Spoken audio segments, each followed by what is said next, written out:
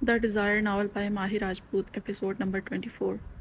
اور پھر ولید اسے ڈسچارج ہونے کے بعد اپنے اپارٹمنٹ لے آیا، انود کو سب کچھ بتایا۔ انود اس کے ان انکشافات پر حیران ہوئے بنا نہ رہ سکی۔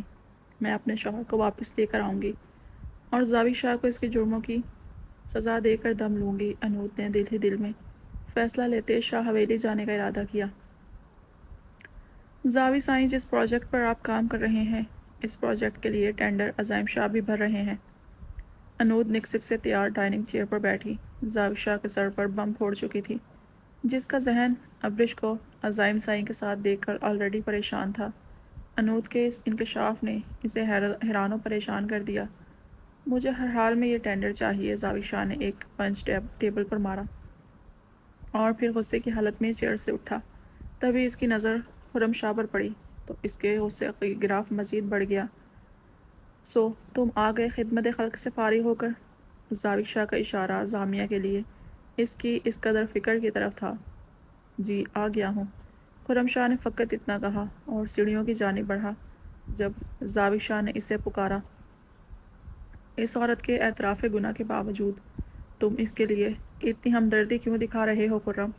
فقط اس لیے کہ وہ تمہاری معشوقہ التفات شاہ کی ماں ہے؟ زاوی شاہ کے طنز سے بھرے لہجے نے خرم کے دل پر وار کیا۔ لیٹس کریکٹ یور سیلف لالا، معشوقہ نہیں، زندگی ہے وہ میری۔ اور دوسری بات، میں زامیہ شاہ کو اس کی ماں کی حیثیت سے نہیں بلکہ ابتہاج شاہ کی بیوی کی حیثیت سے عزت دیتا ہوں۔ وہی ابتہاج شاہ جس نے مجھے جینا سکھایا، جس نے مجھے عورت ذات کی عزت کرنا سکھایا۔ اور سب سے بڑی بات، لالا زامیہ شاہ کا زندہ رہنا بہت ضروری ہے، کیونکہ ایک وہی ہے جو ہمیں اصل مجرم تک لے جا سکتی ہے۔ خرم نے زاوک کے کاندھے پر ہاتھ رکھے اسے کام کرنے کی کوشش کی۔ سیریسلی، اصل مجرم سامنے آ تو گیا ہے، وہ عزائم شاہ۔ زاوک کی بات سن کر انود نے غصے میں مٹھیاں بیچ دیں۔ اصل مجرم وہ نہیں ہے لالا۔ اگر پوری کائنات بھی آ کر یہ کہہ دے کہ ابتہاج شاہ کا قتل عزائم شاہ ہے تو بھی میں نہیں مانوں گا۔ اصل مجرم جو بھی ہے سامنے آئے گا، جسٹ ویٹ اینڈ واچ۔ خرم یہ کہتے ہی وہاں سے چلا گیا، جبکہ انود شاہ اس کے لہجے میں چھپے یقین کو دیکھ کر پچھتاوے کی گہرائیوں میں چلی گئی۔ تم قاتل ہو میرے پاپا کے۔ Yes Azaim Shah, you are a bloody murderer. Anood, میری زندگی، یہ سب جھوٹ ہے۔ مجھ پر بے وجہ الزام ہے، میں کیسے اپنے چاچو کو مار سکتا ہوں؟ انود کے سامنے کچھ عرصے پہلے کا سین چلنے لگا۔ وہ اپنے قدم گھسیٹتی ہوئی آفس پہنچی۔ اس کا دل پچھتاوے اور اذیت کی اتھاہ گہرائیوں میں تھا۔ وہ عزائم شاہ کو واپس پانا چاہتی تھی، اس لیے وہ دل ہی دل میں کچھ فیصلہ لیتی میٹنگ روم میں پہنچی، جہاں عزائم شاہ بلیک پینٹ پر بلیک ہی شرٹ پہنے انتہائی سوبر سا اس کی ہارٹ بیٹ مس کرنے کا سبب بنا۔ انود اسے دیکھتے ہی ایک ٹرانس میں چلی گئی تھی، تبھی اس کی نظر عزائم کے ساتھ بیٹھی لڑکی پر پڑی جو کہ عزائم کے کان میں سرگوشی کر رہی تھی۔ انود کو اس لڑکی سے شدید جلن محسوس ہوئی۔ وہ لڑکی کوئی اور نہیں، ابرش ملک تھی۔ یہی حال زاوک شاہ کا تھا، وہ عزائم اور ابرش کو منظر سے غائب کر دینا چاہتا تھا۔ اس کے وہم و گمان میں بھی نہ تھا کہ ابرش یوں سرِ عام عزائم شاہ کے ساتھ ملاقاتیں کرے گی۔ تبھی ہیڈ وہاں پہنچا، جس نے سب کو اپنی جانب متوجہ کیا۔ سو لیڈیز اینڈ جینٹلمین، جیسا کہ آپ سب جانتے ہیں، یہ ٹینڈر آج ہم شاہ گروپ آف انڈسٹری کو یا پھر غنی گروپ آف انڈسٹری میں سے کسی ایک کو سونپیں گے۔ تو پولنگ ہوگی، آپ سب ممبرز اپنے اپنے فیورٹ گروپ کو ووٹ کریں۔ سو شاہ گروپ آف انڈسٹری کے لیے کتنے لوگ ووٹ کریں گے؟ ہیڈ نے سب کی جانب دیکھتے کہا۔ وہاں میٹنگ روم میں انود کے علاوہ 8 لوگ تھے، جن میں سے 4 لوگوں نے زاوی کو سپورٹ کیا۔ اسی طرح غنی گروپ آف انڈسٹری، جس کی سربراہی عزائم شاہ کر رہا تھا، اس کے لیے بھی 4 ممبرز نے ہاتھ اٹھایا، جن میں ابرش بھی شامل تھی۔ مس انود ابتہاج شاہ، آپ کس کے ساتھ ہیں؟ سب کی نظر انود پر جم گئی۔ زاوی شاہ نے طنزیہ انداز میں عزائم کی جانب دیکھا۔ میرے خیال سے گیم از اوور، ہمیں چلنا چاہیے۔ عزائم شاہ دل برداشتہ سا ابرش سے گویا ہوا۔ اس کی آواز انود نے بھی سنی تھی۔ انود نے خود کو کمپوز کرتے کہا، میرا vote Ghani group of industry کے ساتھ ہے۔ انود کے ان الفاظ سے جہاں عزائم کو حیران کیا، وہیں زاوک شاہ نے غصے میں مٹھیاں بیچ دیں۔ تمام لوگ تالیاں بجاتے عزائم شاہ سے ملنے لگے، اسے مبارکباد دینے لگے۔ زاوک شاہ غصے میں انود کو گھورتا وہاں سے لے گیا۔ گھر آتے ہی وہ انود پر چیخنے لگا، انود تمہارا دماغ خراب ہے، تم اتنی بیوقوف کیسے ہو سکتی ہو؟ تم نے شاہ گروپ آف انڈسٹری کو چھوڑ کر اس بنگالی کی انڈسٹری کو ووٹ کیا؟ ڈسکسٹنگ۔ زاوق شاہ نے غصے میں دیوار پر مکہ مارا جب انود نے اس کی جانب دیکھا اور فقط اتنا بولی، میں نے وہاں اپنے شوہر عزائم شاہ کا ساتھ دیا ہے زاوی سائیں۔ میرے لیے میرے شوہر سے بڑھ کر کچھ نہیں ہے، نہ یہ بزنس، نہ یہ پیسہ۔ میں عزائم سائی کو اب مزید گرنے نہیں دوں گی۔ انود یہ کہتے ہی وہاں سے جانے لگی جب زاوق نے آگے بڑھتے اسے تھاما۔ انود، تم مجھ سے محبت کرتی ہو، میرے علاوہ کسی کی نہیں ہو سکتی۔ یاد کرو وہ رات، وہ خوبصورت رات جب تم میری ہونے والی تھی۔ زاوق شاہ نے آگے بڑھتے انود کی ناک سے اپنی ناک رگڑی اور مدہوش کن انداز میں گویا ہوا۔ تبھی انود نے اس کے خود سے الگ کرتے ایک تھپڑ اس کے منہ پر جڑا۔ انف از انف زاوق شاہ، انود نے انگلی اٹھاتے اسے وارن کیا۔ کس رات کی بات کر رہے ہو تم؟ وہ رات جس میں تم نے میری روح کو چھلنی کیا، وہ رات تمہارے نزدیک حسین ترین رات ہوگی، کیونکہ اس رات تم نے ابتہاج شاہ کی بیٹی کے دل کو اپنے پاؤں تلے روندا تھا۔ تم ابتہاج شاہ کو نیچا دکھانے میں کافی حد تک کامیاب ہوئے، جبکہ میرے نزدیک وہ رات میری زندگی کی سب سے بھیانک رات تھی۔ اس رات تم نے میرے ارمانوں کا جنازہ نکالا، تم نے میری روح، میرے جسم کو داغدار کیا۔ اس رات اگر میرا باپ اور میرا شوہر عزائم شاہ نہ آتے تو تم میری ذات کا تماشا بنا چکے ہوتے زاوق شاہ۔ اس لیے کبھی میرے سامنے دوبارہ اس رات کا ذکر مت کرنا۔ تم نے پہلے بھی اس رات کا ذکر کرتے مجھے کہا کہ وہ قربت بھری رات تھی۔ نہیں زاوق شاہ، وہ رات زبردستی کرتی رات تھی، جب تم ایک باپ کو نیچا دکھانے کے لیے اس کی بیٹی کو اپنی مسٹریس بنانے کے لیے لے گئے تھے۔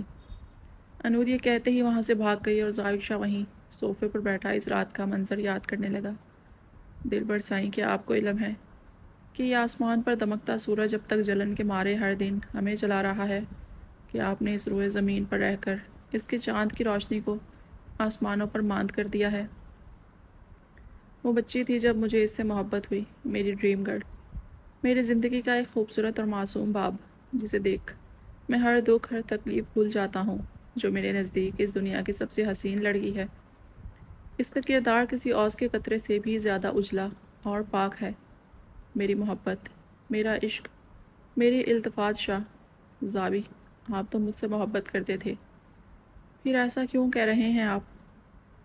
کہہ دیں کہ یہ جھوٹ ہے، کہہ دیں کہ آپ مذاق کر رہے ہیں۔ آپ فقط اپنی باربی، اپنے دلبر کے ہیں، میں مر جاؤں گی آپ کے بغیر سائیں۔ خدا را اپنی انود کو خود سے الگ مت کریں۔ میرے پاؤں پڑو، گڑ گڑاؤ، بولو تم ہماری میجر زاوق حیدر شاہ کی داسی بن کر رہو گی۔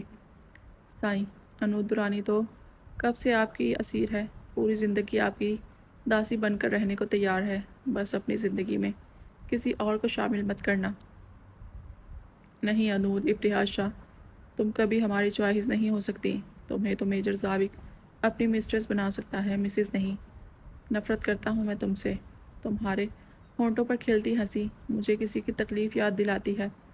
دل تو چاہتا ہے تمہارے اس دلکش سراپے کو آگ لگا دوں، یا پھر ایسے ہی تمہیں کسی طوائف کے کوٹھے پر چھوڑاؤں، جیسے تمہارے باپ نے میری آنی کو بھیجا تھا۔ قصور، تم مجھ سے اپنا قصور پوچھتی ہو، تم جا کر اپنے باپ سے اپنا قصور کیوں نہیں پوچھتی؟ چلو میں بتاتا ہوں تمہیں، تمہارا سب سے بڑا قصور یہ ہے کہ تم ابتہاج شاہ کی عزیز جاں بیٹی ہو، ابتہاج شاہ کا سکون اس کے جینے کی وجہ ہو، اور تمہیں تکلیف میں دیکھ کر اب ابتہاج شاہ تڑپے گا، پل پل موت کی بھیک مانگے گا۔ میجر زاوق حیدر شاہ نے قسم کھائی تھی وہ ابتہاج شاہ کی ہستی کو ہلا کر رکھ دے گا۔ Anood Durrani, you are my mistress, I am your master. میں تمہارے ساتھ بالکل ویسا ہی سلوک کروں گا جیسے ایک رکھیل کے ساتھ کیا جاتا ہے۔ تم آلین کی آنے کی بیٹی ہو، تمہیں کوٹھے پر نہیں چھوڑ سکتا، مگر تمہارے ساتھ اس فلیٹ میں بالکل ویسے ہی سلوک کروں گا جیسے ایک طوائف ایک رکھیل کے ساتھ کیا جاتا ہے۔ سائیں پلیز، پلیز سائیں، مجھ پر رحم کھائیں، میری عزت نفس کو مجروح مت کریں۔ سائیں پلیز ایسا مت کریں، مجھے بخش دیں سائیں۔ انود کی چیخیں، اس کی پکار زاوق شاہ کے کانوں میں گونج رہی تھی۔ وہ اپنے کانوں میں انگلیاں ٹھونستا خود کے فرار کی راہ ڈھونڈنے لگا۔ او گاڈ، یہ میں نے کیا کر دیا؟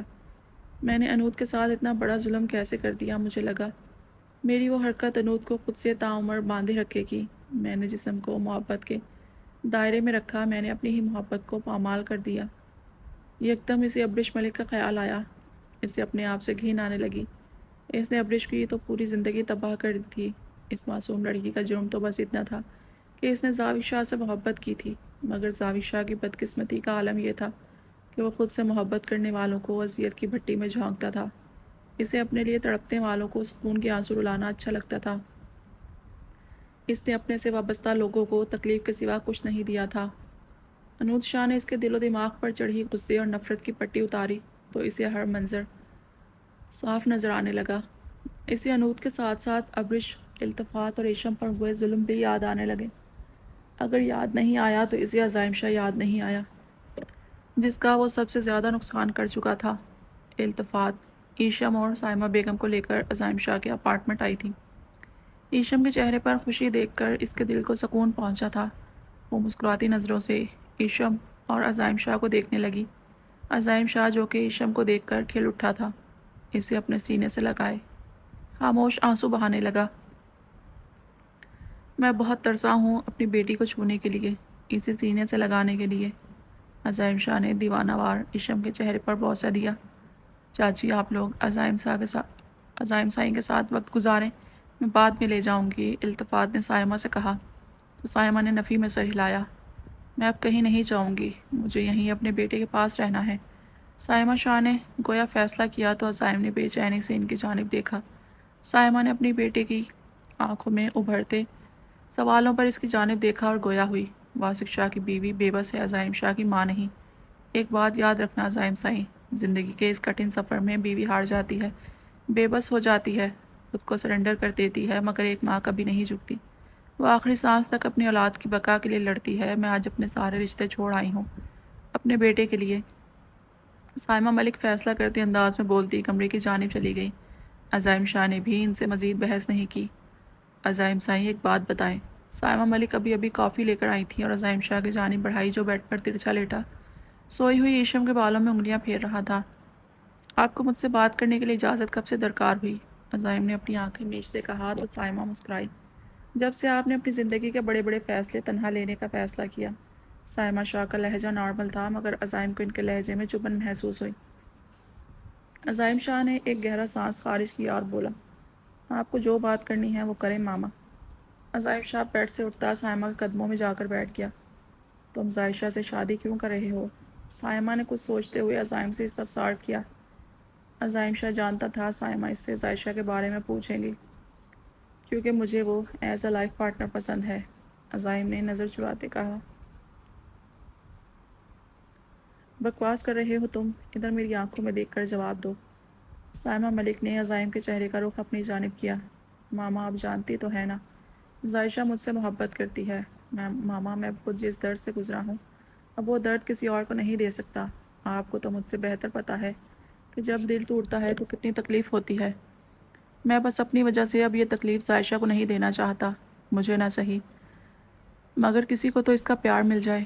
عزائم شاہ نے اپنی ماں کی آنکھوں میں دیکھتے کہا تو سائمہ نے اس کا چہرہ اپنے ہاتھوں کے پیالے میں لیتے پوچھا، تم زائشہ کو اپنے مفاد کے لیے استعمال کر رہے ہو عزائم سائیں؟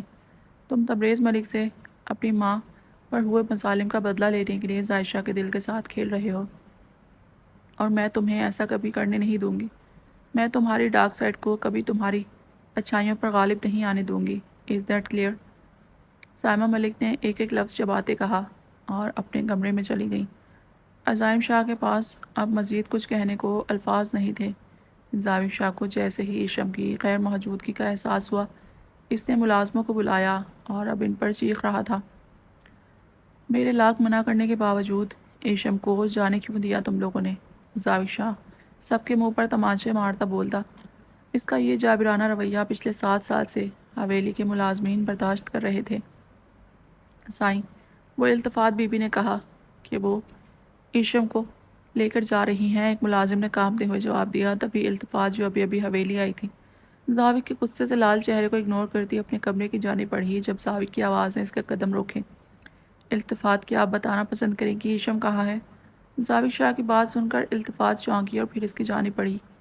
وہیں جہاں اسے ہونا چاہیے تھا، اپنے بابا کے پاس ہے وہ۔ التفات نے سینے پر ہاتھ باندھے اپنے قدم زاوی کی جانب بڑھائے۔ واٹ دا ہیل، ایشم کا باپ میں ہوں، زاوی شاہ۔ زاوی شاہ نے التفات کو ٹوکا تو التفات نے اسے کالر سے پکڑ کر اپنے قریب کیا۔ میری بات غور سے سنو، ایکس میجر، تم میرے التفات شاہ کے سو کالڈ ایکس ہسبینڈ تھے، اس حوالے سے تمہارا ایشم سے جو بھی تعلق تھا مجھے طلاق دینے کے بعد وہ تعلق ختم ہوا۔ تم نے آپ ہی کو ڈرایا، دھمکایا، یہ کہہ کر کہ تم ایشم کو چھین لو گے، عدالت میں جاؤ گے۔ میں التفات شاہ تمہیں چیلنج کرتی ہوں زاوشہ، تم ایشم کی کسٹڈی کے لیے عدالت میں کیس کرو، یہاں میں ایشم کا ڈی این اے کروا کر ثابت کروں گی کہ تم ایشم کے باپ نہیں، سو کالڈ چچا ہو، اور دنیا کو تمہارا اور تمہارے بھائی کا مکروہ چہرہ بھی دکھاؤں گی۔ ہے ہمت تو جاؤ عدالت میں۔ التفات شاہ نے اسے دھکا دیتے پیچھے کیا اور اپنی جگہ سے بالکل بھی نہ ہلا، مگر ہاں، اس کے قدموں سے زمین ضرور کھسکی تھی، کیونکہ التفات شاہ نے اسے چیلنج کیا تھا۔ ہاں، وہ ابتہاج شاہ کی بیٹی تھی، وہ نڈر تھی، وہ اسے اور خرم شاہ کو عدالتوں میں گھسیٹ سکتی تھی۔ زاوی شاہ کی ٹکر ابتہاج شاہ کی دونوں بیٹیوں سے ہوئی تھی، جو اب اسے مکمل تباہ کر دینے کا ارادہ کیے ہوئے تھی۔ جو بھی ہو، میں ایشم اور چاچی کا ساتھ اب وہ سب نہیں ہونے دوں گا جو عزائم شاہ نے ابتہاج شاہ کے ساتھ کیا۔ زاوی شاہ دل ہی دل میں ارادہ کرتا حویلی سے نکلا۔ زاوی شاہ وہاں سے سیدھا عزائم شاہ کے اپارٹمنٹ پہنچا، جہاں ایشم عزائم کے کاندھے پر سر رکھے باتیں کر رہی تھی، تو سائمہ بیگم بھی دوسرے صوفے پر بیٹھی موبائل یوز کر رہی تھی۔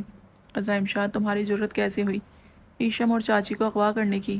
زاوی شاہ آتے ساتھ ہی عزائم پر دھاڑا۔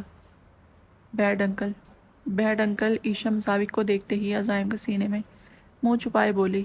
عزائم شاہ نے ایشم کے گرد اپنا حصار قائم کیا۔ زاوی شاہ کی نظروں سے اس کی یہ حرکت مخفی نہ رہی۔ اغوا کرنے والے گھٹیا کام تم کرتے ہو زاوی شاہ، میں نہیں۔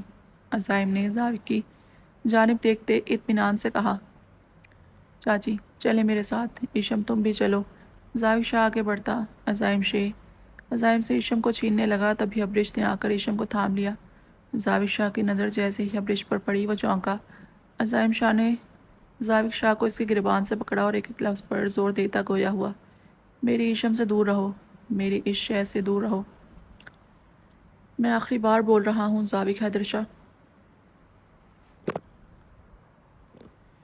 میری ماما اور میری بیٹی کی طرف اب تم نے ایک بھی قدم بڑھایا تو تمہیں یہاں سے لے جانے کے لیے 4 کاندھوں کا سہارا لینا پڑے گا، عزائم شاہ نے ایک لفظ پر زور دیتے کہا۔ زاوی حیدر شاہ نے اس شخص کی آنکھوں میں خون اترتا دیکھا تو یکدم پیچھے ہٹا۔ میں ایشم اور چاچی کو تم جیسے وحشی کے ساتھ نہیں رہنے دوں گا، تم ایک درندے ہو، قاتل ہو تم، زاوی شاہ بول رہا تھا جب عزائم نے اس کے منہ پر ایک تھپڑ مارا اور اسے گریبان سے پکڑا۔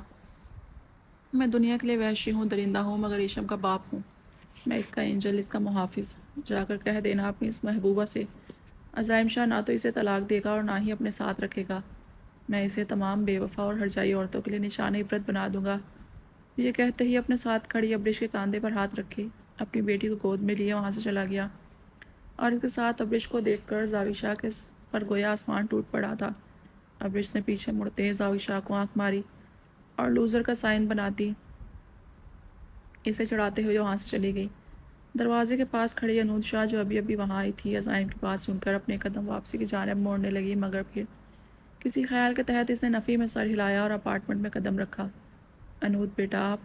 سائمہ ملک نے انود کو دیکھا تو حیرت سے استفسار کیا، مگر انود انہیں نظر انداز کرتی عزائم شاہ کے کمرے کی جانب بڑھی۔ انود کی آنکھوں میں غصہ اور جنون دیکھتے سائمہ بھی اس کے پیچھے کمرے میں آئی۔ انود نے جیسے ہی کمرے میں قدم رکھا، اس کے غصے کا گراف بڑھ گیا۔ ابریش ملک بیڈ پر بیٹھی تھی، جبکہ بیڈ کے دوسرے سائڈ پر عزائم شاہ ایشم کو لیے لیٹا ہوا تھا۔ Out, I said get out miss Abresh Malik. Anood نے آتے ساتھ ہی ابریش کو کمرے سے جانے کا حکم دیا۔ ابریش اور عزائم نے حیرت سے اس کی جانب دیکھا، جو لال بھبوک کا چہرہ لیے ان دونوں کو گھور رہی تھی۔ یہ کیا بیہیویئر ہے، اور آپ یہاں کیا کر رہی ہیں انود؟ عزائم شاہ نے انود سے غصیلے لہجے میں استفسار کیا۔ وہ ایشم کو بیڈ پر لیٹاتا خود اٹھ کھڑا ہوا۔ انود شاہ چیل کی رفتار سے اس کے قریب آئی اور اس کے گریبان سے پکڑے اسے اپنے قریب کیا، اور پھر اس کی آنکھوں میں دیکھتی بولی، میرا بیہیویئر بالکل ٹھیک ہے شاہ سائیں، میں آپ کے اور میرے بیچ آنے والے ہر تیسرے شخص کے ساتھ اپنا بیہیویئر ایسا ہی رکھوں گی۔ رہی بات کہ میں یہاں کیا کر رہی ہوں، تو شاہ سائیں جہاں شوہر ہوگا وہیں بیوی بھی ہوگی نا؟ انود نے اپنے ناخن عزائم کے سینے میں چبوتے کہا۔ انود کو وہیں ہونا چاہیے نا شاہ سائیں جہاں اس کا عزائم ہے۔ انود نے یکدم عزائم کی شرٹ کھینچتے اس کے بٹن توڑ دیے اور اپنے ہونٹ اس کی تھوڑی کے قریب کرتے اسے زور سے کاٹا۔ عزائم شاہ نے اس بات میں سر ہلایا۔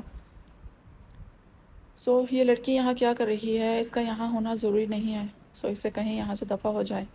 انود نے عزائم کے کان کے پاس سرگوشی کرتے کہا اور پھر ابریش سے مخاطب ہوئی۔ مس ابریش، کیا آپ خود نکلیں گی یا میں یہ کار خیر خود کروں؟ انود کی بات سنتے سائمہ بیگم نے اسے پکارا۔ انود بیٹا۔ اس سے پہلے کہ سائمہ کچھ بولتی انود نے انہیں روکا۔ ماما پلیز، آپ ایشم کو بھی اپنے روم میں لے جائیں، میں بہت تھک گئی ہوں، ریسٹ کرنا چاہتی ہوں۔ انود یہ کہتے ہی بیڈ پر جا کر بیٹھ گئی۔ سائمہ ملک ایشم کو لے جا کر روم سے چلی گئیں۔ عزائم شاہ بھی جانے لگا جب انود نے اس کا بازو تھامے سے روکا۔ مسٹر ہسبینڈ، آپ کہاں جا رہے ہیں؟ انود نے عزائم کو اپنی جانب کھینچا جو اس کے اوپر آ گرا۔ انود نے اپنی باہوں کا حصار اس کی گردن کے گرد قائم کیا اور اس کی پیشانی پر بوسہ دیتے بولی، میں آپ کے ان گلابی ہونٹوں کو چھونا اور چومنا چاہتی ہوں تاکہ محسوس کر سکوں کہ خوشبو کو چھونا کیسا لگتا ہے۔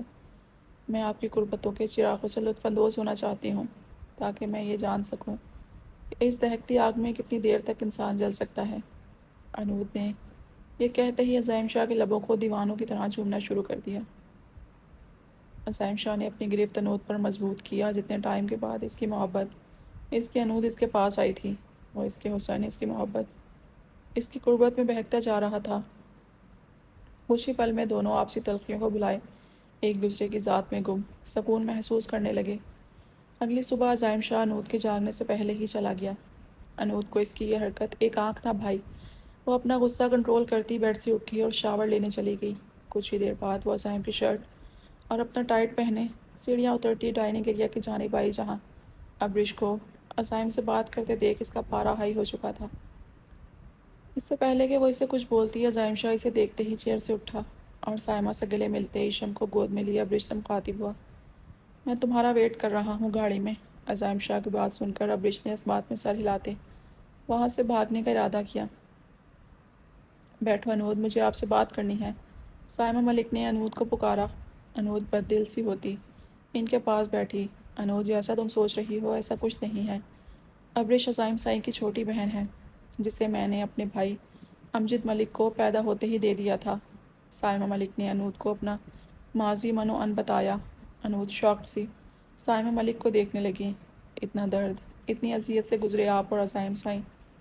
انود نے آنسوں سے لبریز نظروں سے اسے دیکھا۔ ہاں بیٹا، یہی سچ تھی میری اذیت بھری داستان، سائمہ ملک نے روتے ہوئے کہا تو انود تڑپ اٹھی۔ ماما، کیا ابریش جانتی ہے کہ وہ آپ کی بیٹی ہے؟ انود نے سائمہ سے سوال کیا۔ ہاں، اسے بچپن میں ہی امجد ملک نے سب کچھ بتا دیا تھا۔ اس نے ابریش کو بہت موٹیویٹ کیا، تبھی تو وہ اتنی اسٹرانگ ہے۔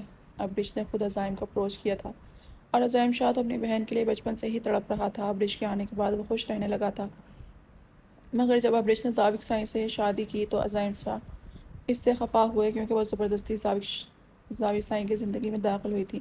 سائمہ نے اسے ابریش کے بارے میں بھی سب کچھ بتایا۔ اسے ابریش کے ساتھ ہوئے ظلم پر رونا آیا۔ وہ سائمہ کے آنسو صاف کرتی اسے گلے لگا چکی تھی۔ بس ماما، بور نہیں، آج کے بعد آپ نہیں روئیں گی، بلکہ آپ کو اذیت دینے والوں کے رونے کے دن قریب ہیں۔ انود نے سائمہ کی کمر تھپکتے کہا اور وہ بہت کچھ سوچے ہوئے تھی۔ وہ جانتی تھی عزائم شاہ اسے کبھی معاف نہیں کرے گا، مگر اس کے باوجود وہ عزائم کو تنہا نہیں چھوڑنا چاہتی تھی۔ اسے عزائم کی بے رخی، اس کی نفرت سہنا تھی۔ وہ شخص جس کے سامنے انود بچی بن جایا کرتی تھی، جو اس کے ناز نخرے اٹھایا کرتا تھا، وہی شخص اب انود کی طرف سے مکمل لاپرواہ تھا اور یہیں سے انود شاہ کی محبت کا امتحان شروع ہوا تھا۔ زاوق شاہ کو بزنس میں دن بدن نقصان ہو رہا تھا۔ اس کی کمپنی کرائسس کا شکار ہو چکی تھی۔ اس نے واسق شاہ سے مشورے کرتے ملک گروپ آف انڈسٹری کو اپنے ساتھ پارٹنرشپ کرنے کو تیار کیا۔ جیسے ہی بات عزائم شاہ کے علم میں آئی، اس نے زاوق کی کمپنی کو تباہ کرنے کا منصوبہ بنا لیا۔ وہ پس پردہ ملک گروپ آف انڈسٹری کو منہ کے بل گرانا چاہتا تھا۔ اس نے آج سے پہلے پوری کوشش کی تھی کہ زبیر کو اپنے انتقام کے لیے استعمال نہ کرے۔ اس کا مقصد صرف تبریز ملک سے بدلہ لینا تھا، مگر جب سے زبیر نے زاوق کے ساتھ پارٹنرشپ کی تھی، وہ اب زبیر کی بھی پرواہ نہیں کرنا چاہتا تھا۔ وہ اپنی ماں کے مجرم کو ہر طرح سے تباہ و برباد کرنا چاہتا تھا۔ اس نے اپنے اندر کے بیسٹ کو جگا دیا تھا جو اب ملک اور شاہ خاندان کو برباد کر کے رکھ دینے والا تھا۔ دوسری جانب انود شاہ بار بار اس کے قریب آنے کی کوشش کر رہی تھی، مگر عزائم شاہ اسے دھتکار دیتا تھا۔ انود کے آنسو اب اس پر کوئی اثر نہیں کرتے تھے۔ وہ انود کے لیے اپنا دل پتھر کر چکا تھا، جانے اس پتھر میں شگاف کب ڈلنا تھا۔ مگر انود بھی انتہا کی ٹھیٹ ثابت ہوئی تھی۔ اسے اب عزائم کا غصہ اس کی بے رخی سے فرق نہیں پڑتا تھا، بلکہ وہ اسے اپنی ضد بنا چکی تھی، اور ابتہاج شاہ کا خون جب ضد پر اترتا ہے تو مقابل کو خود ہی گھٹنے ٹیکنے پڑتے ہیں۔ جانے اب انود اور عزائم کی کہانی میں عزائم کا غصہ جیتتا تھا یا پھر انود کی ضد، کیونکہ محبت تو دونوں جانب بڑی شدت سے تھی، مگر جانے کہاں کھو گئی تھی۔ زاوش آج کافی دنوں کے بعد باہر نکلا تھا۔ اس کا ارادہ اپنے لیے کچھ شاپنگ کرنے کا تھا، مگر جیسے ہی وہ شاپنگ مال کے پاس پہنچا اسے اپنا سر چکراتا ہوا محسوس ہو رہا تھا۔ تبھی اس نے شاپنگ کا ارادہ ملتوی کرتے گاڑی کا رخ ہاسپٹل کی جانب کیا۔ چیک اپ کے بعد وہ جیسے ہی اپنے ڈاکٹر سے مل کر ہاسپٹل سے باہر نکلا، اسے پارکنگ میں ابریش نظر آئی، جو کسی کا ہاتھ تھامے بڑی مشکل سے چل رہی تھی۔ زاوشہ کے اندر غصے کی لہر جاگی۔ وہ ابریش کی جانب بڑھا۔ ابریش کی طبیعت صبح سے خراب تھی، عزائم شاہ گھر پر نہیں تھا، تو سائمہ نے ولید کو کال کر کے بلایا۔ ولید ملک اسے لے کر ڈاکٹر کے پاس آیا تھا۔ زاوشہ نے غصے میں اس کا گریبان پکڑ لیا۔ تمہاری جرت کیسے ہوئی ابریش کا ہاتھ پکڑنے کی؟ یہ میری چیز ہے، سمجھے تم؟ زاوشہ نے ایک لفظ پر زور دیتے کہا۔ ولید ملک نے ایک پنچ اس کے منہ پر دے مارا۔ آخر تھا تو وہ ابتہاج شاہ کا ہی بیٹا، کسی کے روب میں نہ آنے والا، جوتے کی نوک پر ساری دنیا کو رکھنے والا۔ یہ چیز نہیں ہے، ایک جیتی جاگتی انسان ہے مسٹر زاوشہ، ولید ملک نے ایک لفظ پر زور دیتے کہا۔ ابریش ملک ولید کی جانب نم نظروں سے دیکھنے لگی۔ وہ شخص سے محبت سے بڑھ کر عزت دیتا تھا۔ اسے اس لڑکی کے جذبات کا احساس تھا، وہ اسے کھلونا نہیں سمجھتا تھا۔ ابریش نے فیصلہ لیتے ولید کا ہاتھ تھاما، جو کہ زاوشہ کے گریبان پر تھا۔ ولی، آپ کس کے منہ لگ رہے ہیں؟ کتے بھی کبھی کسی کی سنتے سمجھتے تھوڑی ہیں، انہیں تو صرف بھونکنا آتا ہے۔ ابریش نے ولید کا ہاتھ ہٹایا اور پھر اس کی باہوں میں اپنا ہاتھ ڈالے اس کے ساتھ لگ کر کھڑی ہوئی۔ ولید کا دل زوروں سے دھڑکا، جبکہ ابریش اس کی حالت سے لطف اندوز ہوتی۔ زاوشہ کی جانب دیکھتے خونخوار لہجے میں بولی، تم جاننا چاہتے ہو کہ اس شخص نے میرا ہاتھ کیوں تھام رکھا ہے؟ ابریش نے آگے بڑھتے زاوی کی تھوڑی اپنے ہاتھوں میں لیتے اس کا رخ اپنی جانب کیا۔ ہی از مائی ہسبینڈ ولید ملک، تم یہ بھی جاننا چاہتے ہو کہ میں یہاں اس کے ساتھ کیا کر رہی ہوں؟ تو سنو Zavisha, I am pregnant with his baby, اور ہم ڈاکٹر کے پاس چیک اپ کے لیے آئے تھے۔ میرے خیال سے اتنا جاننا ضروری ہے تمہارے لیے؟ ابریش ملک نے ایک لفظ پر زور دیتے کہا۔ زاوشہ پر اس کے یہ الفاظ بام کی طرح گرے۔ وہ بے یقینی سے ابریش کی جانب دیکھنے لگا اور نفی میں سر ہلاتے گویا ہوا، تم جھوٹ بول رہی ہو نا؟ زاوشہ نے ابریش کو کاندھے سے پکڑے اپنے قریب کیا۔ نہیں، میں سچ بول رہی ہوں، ابریش نے بھی اس کی آنکھوں میں دیکھتے جواب دیا۔ ابر پلیز ایسا مت کرو، میں مر جاؤں گا، میں تم سے محبت۔ اس سے پہلے کہ زاوشہ مزید بولتا، ابریش ملک نے اس کے منہ پر تھپڑ مارا۔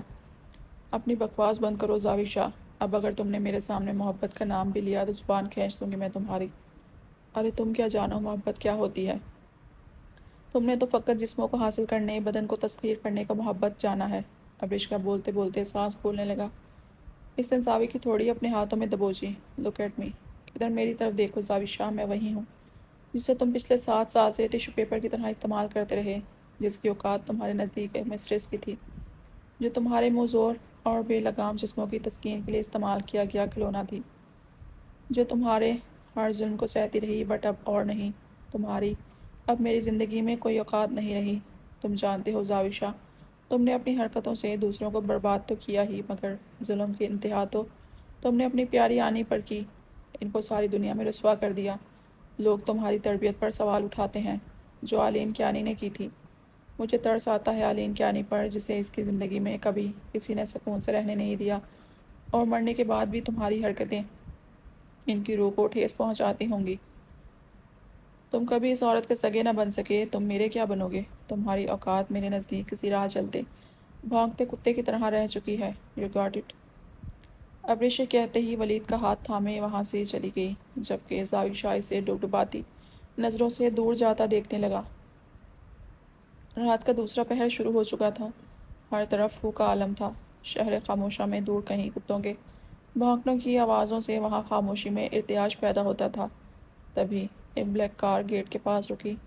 زاوشہ اپنے قدم گھسیٹتا ہوا گاڑی سے نکلا۔ وہ اجڑے حلیے میں قابل رحم لگ رہا تھا۔ آج ابریش نے اسے آئینہ دکھایا۔ وہ واقعی اپنی آنی کا مجرم تھا۔ اس کی آنی نے تو کبھی نہیں چاہا تھا کہ وہ اپنی ذات سے دوسروں کو نقصان پہنچائے۔ زاوی سائیں تم میرے محافظ ہو۔ دور کہیں آلین کیانی کا یہ جملہ اس کے کانوں میں گونج رہا تھا۔ اسے اپنے پچھلے کئی سال کی زندگی کا سوچتے تکلیف محسوس ہو رہی تھی۔ وہ شرمندہ تھا اپنے کرتوتوں پر، اپنے کردار پر۔ وہ بہت سی قبروں کے پاس سے گزرتا، اپنے موبائل کی روشنی سے ایک قبر کو ڈھونڈتا۔ وہاں پہنچا جیسے ہی قبر کے کتبے پر اس کے موبائل کی روشنی پڑی، اس پر لکھے آلین کیانی نے اس کے چہرے پر کرب طاری کر دیا۔ وہیں بے جان سا قبر کے پاس بیٹھ گیا۔ اس کی آنکھوں سے آنسو رواں تھے۔ وہ کتنی ہی دیر اس قبر کو دیکھتا رہا۔ یکدم کسی کی موجودگی کے احساس سے اس نے اپنا سر اٹھایا اور قبر کے سرہانے بیٹھے شخص پر نظر پڑتے ہی وہ چونک اٹھا۔ چاچو! آپ! زاوی شاہ کے لب ہلے۔ یکدم وہ اسے اپنا تصور سمجھتا، اپنا سر جھٹکتا، پھر سے قبر کی طرف دیکھنے لگا۔ زاوی سائیں! ابتہاج شاہ گھٹنوں کے بل اس کی جانب بڑھا اور اسے پکارا۔ زاوی شاہ آنکھیں پھاڑے اسے دیکھ رہا تھا۔ چاچو آپ زندہ ہیں! زاوی شاہ نے ابتہاج کے چہرے کو اپنے ہاتھوں سے چھوتے کہا۔ ابتہاج نے اس کے چہرے کی جانب دیکھا جہاں انتہا کا کرب تھا، شرمندگی تھی۔ وہ زاوی شاہ جو کبھی اکڑ کر چلتا تھا، جس کے ذات میں غرور تھا، زاوی شاہ تو کوئی اور تھا۔ یہ زاوی شاہ تو بکھرا حلیہ لیے، چہرے پر کرب سجائے، آنکھوں میں درد لیے خاموش آنسو بہا رہا تھا۔ ابتہاج شاہ کو اس پر رحم آیا۔ اس نے زاوی کو آگے بڑھتے گلے لگایا تو زاوی شاہ اس سے لپٹتا بے اختیار سسکنے لگا۔ ماضی: تبریز ملک کا کیس جیسے ہی ایجنسی میں کھلا تو اس کیس کی سربراہی ابتہاج شاہ کو سونپی گئی۔ ابتہاج شاہ کے ساتھ خرم شاہ، تہام ملک اور ولید ملک عرف لیو بھی اس کیس میں ٹیم ممبر کے طور پر انوالو ہوئے۔ تہام ملک ولید کو فالو کرتا ایجنسی کا حصہ بنا تھا۔ اسے اپنے فرض، اپنے ملک سے عشق تھا۔ وہ جانتا تھا کہ ایک مارخور اپنے سر پر کفن باندھ کے گھر سے نکلتا ہے۔ وہ جس راہ کا مسافر تھا، وہاں آج نہیں تو کل اسے شہادت نصیب ہونا تھی۔ وہ اپنی وجہ سے انزش کی زندگی خراب نہیں کرنا چاہتا تھا۔ یہی وجہ تھی وہ انزش کو نظر انداز کرتا تھا، مگر انزش کی محبت اس کا صبر جیت گیا اور تہام ملک کو اس کی محبت کے سامنے گھٹنے ٹیکنے پڑے۔ تہام ملک کو جیسے ہی اپنے باپ اور چچا کے کالے کرتوتوں کا علم ہوا، اس کے دل میں ان کے لیے احترام ختم ہو چکا تھا۔ تہام ملک نے اپنی ٹیم کے پلان کے مطابق تبریز کے ساتھ مل کر کام کرنا شروع کیا۔ جلد ہی اسے ان کے کالے دھندوں کے بارے میں بہت کچھ معلوم ہو چکا تھا۔ وہ بظاہر تو زبیر اور تبریز کے لیے کام کر رہا تھا، ان کا رائٹ ہینڈ مانا جاتا تھا، مگر حقیقت میں وہ ایجنسی کے لیے کام کر رہا تھا۔ دوسری جانب ولید ملک نے زبیر کو ان کاموں سے روکنے کی کوشش کی، مگر زبیر اس کی بات سنی انسنی کر دیا کرتا تھا۔ زبیر ملک اور ولید کی اکثر تکرار ہوا کرتی تھی، اور جیسے ہی زبیر ملک کو اب رشک نکاح کا علم ہوا، یہ تکرار قطع تعلقی میں بدل چکی تھی۔ وہ دونوں باپ بیٹا ایک دوسرے سے بات تک کرنا پسند نہیں کرتے تھے۔ اس ابتہاج شاہ کی جرأت کیسے ہوئی ہمارے گھر کی لڑکی کا اپنے بھتیجے سے نکاح کرنے کی، وہ بھی ہماری اجازت کے بغیر؟ تبریز ملک چیخ رہا تھا جب کہ زبیر ملک صوفے پر بیٹھا اپنی کن پٹی مسل رہا تھا۔ اس سے کوئی قصور نہیں ہے، قصور ہماری اپنی اولاد کا ہے۔ ابریش اور بھابھی نے ہم سے پوچھنے کی زحمت تک نہیں کی۔ زبیر ملک نے تبریز کو سمجھانے کی کوشش کی۔ تم تو چپ ہی کر جاؤ زبیر، تم اپنے بیٹے کو گٹس ہی نہیں سکھا سکے۔ ولید اتنے سالوں میں ابریش کو اٹریکٹ نہیں کر سکا، اس سے ایک لڑکی قابو نہیں ہو سکی۔ You dam it! زبیر کی بات کاٹتے ہوئے تبریز ملک تیز لہجے میں بولا۔ تبھی زبیر کی نظر خاموش بیٹھے ولید پر پڑی۔ زبیر نے ولید کی جانب تعصب سے دیکھا۔ ولید کا دل ٹوٹا تھا، مگر اس کے ٹوٹے دل کی آواز کسی کو سنائی نہیں دی تھی۔ ہائے ہربا نصیب تھا ابتہاج شاہ کا بیٹا، جسے نہ ماں باپ کی محبت ملی، نہ ہی اپنی بچپن کی پہلی چاہ۔ زبیر ملک ولید ملک کو سینے سے لگانا چاہتا تھا، اس کے آنسو صاف کرنا چاہتا تھا، مگر اپنی انا کے ہاتھوں مجبور ہوتا خاموش بیٹھا رہا۔ تبریز ملک اس پر چلا رہا تھا، اسے باتیں سنا رہا تھا، مگر ولید ملک خاموش بیٹھا لب بھینچے اسے سن رہا تھا۔ میں نے فیصلہ کر لیا ہے، اب ابتہاج شاہ کی زندگی کے یہ آخری دن ہیں، اس کے بعد ابتہاج شاہ کی کہانی ختم۔ تبریز ملک نے فیصلہ سنایا اور پہلی بار ولید ملک چونکا۔ اس کے چہرے پر کربناک تاثرات تھے جو زبیر ملک نے نوٹ کیے اور پھر نفی میں سر جھٹکتا دل ہی دل میں گویا ہوا۔ زبیر ملک، تم چاہے جتنی بھی کوشش کر لو، کبھی ولید کے دل سے ابتہاج شاہ کو نہیں نکال سکتی۔ وہ جیسا بھی ہے، اس کا باپ ہے، اس کا خون، اور تم کون ہو ولید کے؟ پرورش کے رشتے کی کوئی اوقات نہیں ہوتی زبیر ملک۔ چاچو آپ میری بات کیوں نہیں سمجھ رہے ہیں؟ میں اپنے بزنس کو پھیلانا چاہتا ہوں، زبیر ملک اور تبریز ملک کے ساتھ ڈیلنگ کے بغیر کچھ نہیں کر سکتا۔ عزائم شاہ نے ابتہاج سے کہا۔ عزائم نے ملک گروپ آف انڈسٹری کے ساتھ پارٹنرشپ کی تھی۔ جبکہ ابتہاج شاہ اسے سمجھانے آیا تھا مگر عزائم اسے منانے کی کوشش میں مصروف تھا۔ دیکھو عزائم سائیں، میرا سب کچھ انود اور التفات کے لیے ہے۔ تم نے ٹینڈر بھرنا ہے، میں تمہیں وہ ٹینڈر لے کر دوں گا، مگر اس کے لیے تم ان کمینے لوگوں سے دوستی کیوں کرنا چاہتے ہو؟ تم کاروبار کے نام پر ان کے کالے دھندوں سے واقف نہیں ہو، ابتہاج شاہ نے عزائم کو سمجھاتے کہا۔ اگر آپ کا دماغ آپ کو کسی کام کے لیے آمادہ کر رہا ہے جبکہ دل اس کام کو کرنے کے خلاف ہے تو آپ اپنے دل کے بجائے دماغ کی سنیں۔ کاروبار دل سے نہیں دماغ سے چلتے ہیں چاچو۔ عزائم شاہ کی بات سن کر ابتہاج شاہ نے نفی میں سر ہلایا۔ تم پچھتاؤ گے، ابتہاج شاہ یہ کہتے ہی وہاں سے واپسی کی جانب مڑا۔ جب اسے عزائم کی آواز سنائی دی، چاچو میں اپنی ماں پر ہوئے ایک ایک ظلم کا بدلہ تبریز ملک سے لوں گا، یہ میرا خود سے وعدہ ہے۔ اس وعدے کو وفا کرنے کے لیے میں ہر حد سے گزر جاؤں گا۔ عزائم کی بات سن کر ابتہاج شاہ نے اس کی جانب دیکھا اور بولا، عزائم سائیں اپنے دشمن کا سکون چھیننے کے چکر میں اپنی سرزمین کے ساتھ غداری مت کرو۔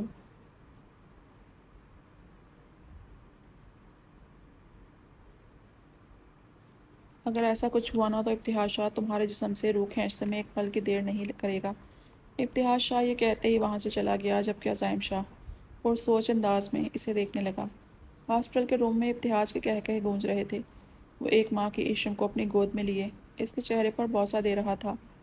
چاچو میری بیٹی کو جرمز لگ جائیں گے، عزائم شاہ نے ابتہاج سے ایشم کو لیتے کہا تو ابتہاج شاہ نے اس کی جانب خشمگین نظروں سے دیکھا۔ اچھا جی، سیریسلی عزائم سائیں، جرمز لگ جائیں گے آپ کی بیٹی کو یا آپ کی بیٹی بعد میں؟ پہلے میری نواسی ہے، میری ایشم۔ عزائم شاہ ابتہاج نے ایک بار پھر ایشم کو اپنے سینے میں پیچ دیا جو کہ اب گلا پھاڑ کر رونے لگی۔ عزائم شاہ نے آگے بڑھتے اسے ابتہاج کی گود سے لیا اور ایشم تو عزائم کا لمس محسوس کرتے ہی چپ ہو گئی اور اب آنکھیں کھولے بڑے غور سے عزائم کو دیکھنے لگی۔ عزائم شاہ نے ایشم کی اس حرکت پر ابتہاج کو دیکھا جو اب ہاتھ باندھے بڑی دلچسپی سے ان دونوں کو دیکھ رہا تھا۔ دیکھا چاچو، میری بیٹی کو میرے پاس ہی سکون ملتا ہے، عزائم نے فخریہ لہجے میں کہا تو ابتہاج شاہ مسکرایا اور گویا ہوا، تبھی تو اسے تمہیں سونپا ہے، تم اسے اپنا نام، اپنی پہچان اور تحفظ دو گے عزائم سائیں، تم میری بیٹیوں کے لیے میرا بہترین انتخاب ہو۔ ابتہاج شاہ نے آگے بڑھتے عزائم شاہ کے کاندھے پر ہاتھ رکھے اپنائیت سے کہا۔ تبھی روم کا دروازہ کھلا اور انود شاہ تھکی ہاری اندر آئی۔ کیا باتیں ہو رہی ہیں آپ دونوں کے بیچ؟ انود نے ابتہاج اور عزائم کو دیکھا اور پھر ایشم کو گود میں لیا جو کہ ایک بار پھر اس کے لمس کو محسوس کرتی رونے لگ پڑی۔ انود نے مدد طلب نظروں سے ابتہاج اور عزائم کی جانب دیکھا تو عزائم ہنستا ہوا اس سے ایشم کو اپنی گود میں لیتا چکر لگانے لگا۔ کچھ بھی نہیں، بس ایسے ہی ایشم کو ڈسکس کر رہے تھے۔ میں ایشم کو لے کر جا رہا ہوں، آپ بھی آ جائیں، میں گاڑی میں ویٹ کر رہا ہوں آپ کا، عزائم نے انود سے کہا۔ مگر التفات؟ انود نے سوالیہ نظروں سے ان کی جانب دیکھا۔ وہ چاچو کے ساتھ آ جائے گی، عزائم یہ کہتے ہی وہاں سے چلا گیا۔ یہ بہت شرارتی ہو گئی ہے، ہمیں لفٹ ہی نہیں کرواتی، انود نے ابتہاج سے شکایت کرتے کہا اور اس کے کندھے پر سر ٹکاتے بولی۔ یہ پچھلے ایک ماہ سے عزائم شاہ کی آواز سن رہی ہے، اس کا لمس محسوس کر رہی ہے، تبھی وہ اس سے کلوز ہو گئی ہے، ابتہاج نے انود کے گرد اپنا حصار قائم کرتے کہا۔ انود بھی سر ہلاتی بات بدلتے ابتہاج سے اس کا حال دریافت کرنے لگی۔ کچھ دیر ابتہاج سے باتیں کرنے کے بعد انود شاہ اس سے اجازت لیتی نیچے چلی گئی جہاں عزائم اور ایشم اس کا انتظار کر رہے تھے۔ بابا گھر چلیں، التفات شاہ جو کہ بالکل خاموش سی بیڈ پر بیٹھی تھی انود کے جانے کے بعد اس ابتہاج سے مخاطب ہوئی۔ ابتہاج شاہ نے اپنی بیٹی کی طرف دیکھا، اندر کو دھنسی آنکھیں، کمزور جسم، بکھرا حلیہ دیکھ ابتہاج کا دل کٹنے لگا۔ آپ پر ہوئے ظلم کو میں کبھی معاف نہیں کروں گا التفات، ابتہاج نے اپنی بیٹی کو گلے لگاتے کہا۔ ظلم نہیں، مکافات عمل ہے یہ بابا، التفات نے ابتہاج کے سینے سے سر اٹھاتے اس کی جانب دیکھا اور کہا۔ جی بابا، یہ ظلم نہیں ہے، مکافات عمل ہے، عالین کے آنے پر جو ظلم سامیہ شاہ نے کیے ان میں ظالم کا حساب سامیہ شاہ کی بیٹی نے تو ہی دینا تھا۔ دادی جان جس معصوم لڑکی کو پوری زندگی ناجائز بولتی رہی آج وہی لڑکی انہیں گھر میں پیدا ہونے والی ناجائز بچی کی پرورش کی ذمہ داری اٹھائے ہوئے ہے، یہ سب مکافات عمل ہے بابا، التفات نے تلخ مسکراہٹ لبوں پر سجائی ابتہاج شاہ نے اپنے لب بھینچ دیے۔ التفات نے شدید ذہنی دباؤ کے سبب پری میچیور بیٹی کو جنم دیا تھا جو کہ بہت کمزور تھی۔ اس کے ساتھ ہیلتھ ایشو کے سبب انکوبیٹر میں رکھا گیا تھا، جہاں پچھلے 1 ماہ سے عزائم اور انود کے علاوہ کسی کو جانے کی اجازت نہیں تھی۔ ایشم کی پیدائش سے پہلے ہی ابتہاج نے انود کو عزائم کے ساتھ رخصت کیا اور ایشم کی پیدائش پر عزائم اور انود نے اسے اپنی بیٹی ڈکلیئر کیا۔ انود شاہ لندن چلی گئی تھی اور ایشم سائمہ اور عزائم کی ذمہ داری بن گئی تھی۔ ابتہاج شاہ التفات کو لے کر عزائم کے پاس سے شفٹ ہو چکا تھا۔ وقت تیزی سے گزر رہا تھا۔ ایشم 6 ماہ کی ہو چکی تھی۔ عزائم شاہ کو شوٹنگ کے لیے ناردرن ایریاز جانا تھا جب وہ ایشم کو ابتہاج کے پاس چھوڑ کر چلا گیا۔ ابتہاج التفات، ایشم اور سائمہ کو لے کر باہر آیا تھا جب سائمہ کو تبریز ملک نے دیکھ لیا۔ سائمہ کی جیسے ہی اس پر نظر پڑی اس کے چہرے پر خواب کے تاثرات جاگے۔ وہ بچتی بچاتی گھر پہنچی اور ابتہاج کو سب بتایا۔ سائمہ کے خوف کی وجہ سے ابتہاج نے اسے لندن بھجوا دیا۔ تبریز ملک نے ابتہاج کو جان سے مارنے کا فیصلہ کر لیا تھا۔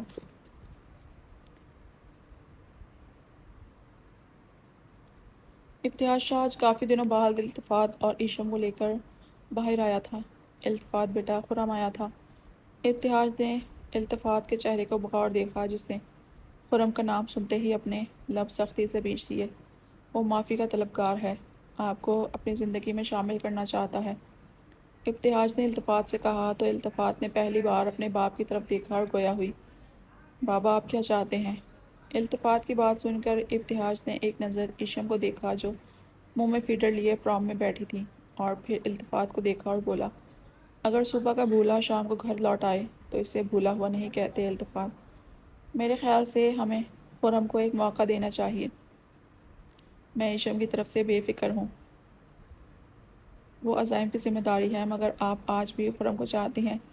ابتہاج نے اپنی بیٹی کے دل کی بات اس کے منہ پر کی تو وہ بوکھلا گئی۔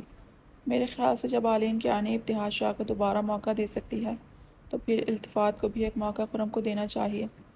ابتہاج شاہ نے التفات سے کہا تو التفات کے لبوں پر تلخ مسکراہٹ بکھری۔ میں ابھی پڑھنا چاہتی ہوں بابا۔ التفات نے کہتے ہی اپنی بات مکمل کی اور پھر دونوں باپ بیٹی کھانا کھانے لگے۔ ابتہاج شاہ ڈرائیونگ سیٹ سنبھالے بڑی سنجیدگی سے گاڑی چلا رہا تھا۔ بابا آج آپ ڈرائیور کو کیوں نہیں لے کر آئے؟ التفات نے ابتہاج سے استفسار کیا۔ ایسے ہی میرا دل چاہ رہا تھا تمہارے ساتھ کچھ وقت اکیلے گزارنے کا۔ ابتہاج نے ایشم کے گال پر اپنا ہاتھ رکھتے التفات کی جانب دیکھا اور مسکراتے ہوئے کہا۔ تبھی سے ولید کی کال آنے لگی۔ ابتہاج شاہ نے موبائل اسپیکر پر لگانے کا سوچا، مگر التفات کی موجودگی خیال سے اس نے فون کان سے لگایا۔ ہاں بولو لیو۔ ابتہاج شاہ کی گمبھیر آواز اسپیکر کی دوسری جانب ولید کو سنائی دی تو وہ بوکھلاتے ہوئے گویا ہوا، پاپا آپ جس گاڑی میں ہیں اس گاڑی میں بم فکس کروایا ہے مجھ سے تبریز ملک نے۔ ولید ملک کی آواز سن کر ابتہاج شاہ گویا ہوا، آپ کیا چاہتے ہو؟ ابتہاج نے ولید سے استفسار کیا۔ میں آپ کو مارنا نہیں چاہتا، میں آپ کو مرتے ہوئے بھی نہیں دیکھ سکتا پاپا، ولید نے روتے ہوئے کہا۔ وہ آج پہلی بار رو رہا تھا۔ ابتہاج شاہ کو ان چند لمحوں میں تم نے نئی زندگی دے دی ہے ولی، میں تمہارے الفاظ کے سحر میں جکڑ چکا ہوں۔ ابتہاج شاہ نے یہ کہتے ہی فون بند کیا اور کچھ ہی پل میں اس کا شاطر دماغ اپنا پلان بنا چکا تھا۔ اس نے التفات کو دیکھا اور اس سے گویا ہوا، التفات میری بات غور سے سنو، ایشم کو لے کر اس گاڑی سے کود جاؤ رائٹ ناؤ۔ نہیں میں نہیں جاؤں گی، میں آپ کو چھوڑ کر نہیں جاؤں گی۔ التفات نے اس کا اسٹیئرنگ پر رکھا ہاتھ تھامتے کہا۔ وہ دوسرے ہاتھ سے کوئی نمبر ملا رہا تھا، بلوٹوتھ کان سے لگائے۔ وہ دوسری جانب کال ریسیو ہونے کے انتظار میں تھا۔ کال ریسیو ہو چکی تھی۔ اس نے فوراً سے بولنا شروع کیا۔ عزائم شاہ میری بات سنو، میری اور میری فیملی کی جان کو خطرہ ہے۔ میں اپنی فیملی کی جان پر کوئی رسک نہیں لینا چاہتا۔ میرے بعد میری انود اور التفات کی حفاظت کی ذمہ داری تمہاری ہے۔ میری ایشم کو اپنا نام اور اپنی پہچان دے کر میری بیٹی کے دامن پر لگے بدکار کے داغ کو دھو دینا عزائم شاہ۔ التفات اور ایشم کو کبھی آلین اور انود مت بدنے دینا، کیونکہ ہر عورت کے لیے سالار دورانی پیدا نہیں ہو سکتا۔ انود سے کہنا اس کے بابا اسے صحیح ہاتھوں میں سونپ کر جا رہے ہیں۔ آج سے ابتہاج شاہ کی کہانی ختم۔ یہ کہتے ہی اس نے التفات کو دھکا دیتے گاڑی سے باہر پھینکا اور پھر خود بھی بڑی مہارت سے گاڑی سے چھلانگ لگا چکا تھا۔ اور اپنی گاڑی کو دیکھنے لگا جب کچھ ہی پل میں اس کی گاڑی پل سے ٹکراتی تباہ ہو چکی تھی۔ بابا! التفات چیختے ہوئے بے ہوش ہو چکی تھی، تبھی وہاں ایک اور گاڑی آ کر رکی جس سے خرم نکلا۔ خرم نے التفات اور ایشم کو گاڑی میں بٹھاتے گاڑی کا رخ ہاسپٹل کی جانب کیا، جبکہ ایک بائک سوار اپنی بائک لیے ابتہاج کے پاس آ کر رکا۔ ابتہاج شاہ اس کے پیچھے بائک پر بیٹھا اور وہ زن سے اپنی بائک اڑاتا منظر سے غائب ہو گیا۔ تاہم ہر نیوز چینل پر خبر چلا دو کہ آئی جی ابتہاج شاہ کا ایک کار ایکسیڈنٹ میں انتقال ہو چکا ہے۔ باڈی بری طرح سے جل چکی ہے، اس لیے ان کی تدفین جلدی کر دی گئی۔ انود اور عزائم کو آنے میں وقت لگے گا، تب تک کسی اور کی ڈیڈ باڈی ارینج کرتے اسے دفنا دینا۔ وہ تیہام کو آرڈر دیتا گویا ہوا۔ تاہم ملک بس لب بھینچے ہوئے اسے سن رہا تھا۔ اسے ابھی بھی یقین نہیں تھا کہ اس کا باپ اپنے دوست کا قتل کروانے میں اپنے بھائی کے ساتھ ملا ہوا ہے۔